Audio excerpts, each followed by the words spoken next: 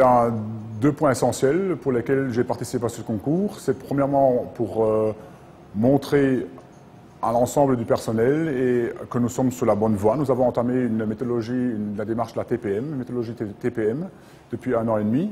Donc c'est pour bien montrer que nous sommes sur la bonne voie et aussi pour, deuxièmement, encourager le personnel à continuer à travailler dans ce sens-là. Notre stratégie pour le groupe était donc, et aussi pour la maintenance, c'est vraiment d'avoir une intégration complète de la maintenance dans le domaine de la production. Et c'est pour ça que nous avons choisi la méthodologie TPM, justement pour unifier la production avec la maintenance et travailler ensemble pour réussir notre avenir. Ouais, il est clair que moi j'ai déjà vécu une expérience d'une dizaine d'années avec la TPM dans la société pour laquelle je travaillais auparavant.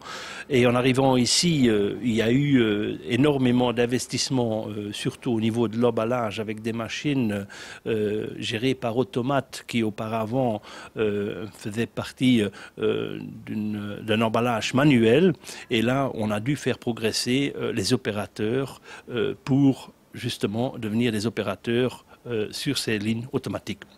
Et pour ça, on avait vraiment besoin des experts, des techniciens qui avaient déjà eu une certaine formation par rapport à ces machines-là. Et avec la TPM, on est parvenu maintenant à justement gérer ce travail en équipe, entre les opérateurs, entre la technique, entre le management. Donc il y a vraiment des outils de communication entre ces personnes-là. Ben, la TPM, c'est une méthode pour travailler visuellement avec des outils faciles.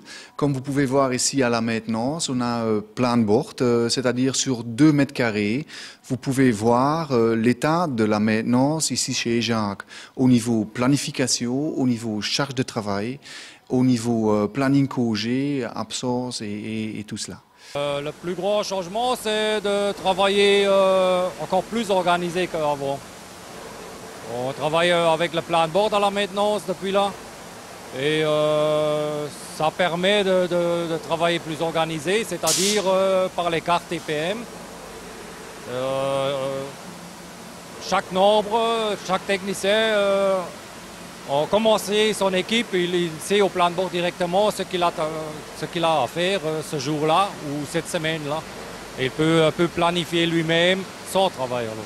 Il a fallu s'habituer à croire que de petits détails pourraient arriver à de bons résultats. Et maintenant, on commence seulement à voir les résultats. On ne cherche plus une brosse à balayer, par exemple, ou un outil. C'est bien, guettant, oui. La raison stratégique était évidemment, c'est de pouvoir survivre, je dirais, sur le marché, survivre et pour, je dirais, pas se démarquer nécessairement, mais pour survivre aussi dans un groupe international, pour une petite entité de production comme Jacques, et pour garantir aussi une réduction de coûts et aussi toujours être, je dirais, au top de la qualité pour nos produits. Il y a quelques années d'ici, la maintenance, c'était ce qu'on appelle des pompiers. Donc, ils intervenaient quand il y avait des pannes sur les machines.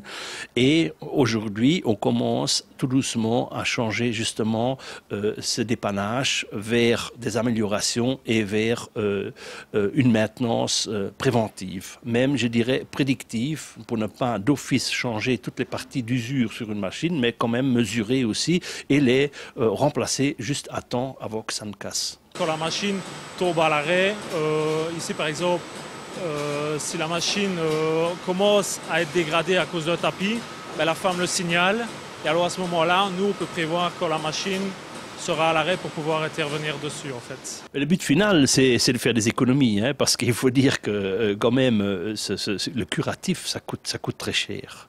C'est-à-dire que ça gère énormément de stress, ça fait énormément de temps de dépannage et des machines à l'arrêt, avec un manque de production. Et c'est à cette époque-là, ben, c'est la machine qui gère l'homme.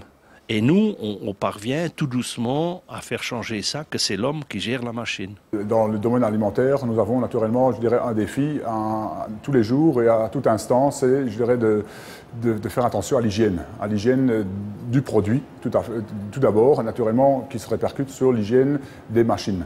Donc, nous ne sommes pas dans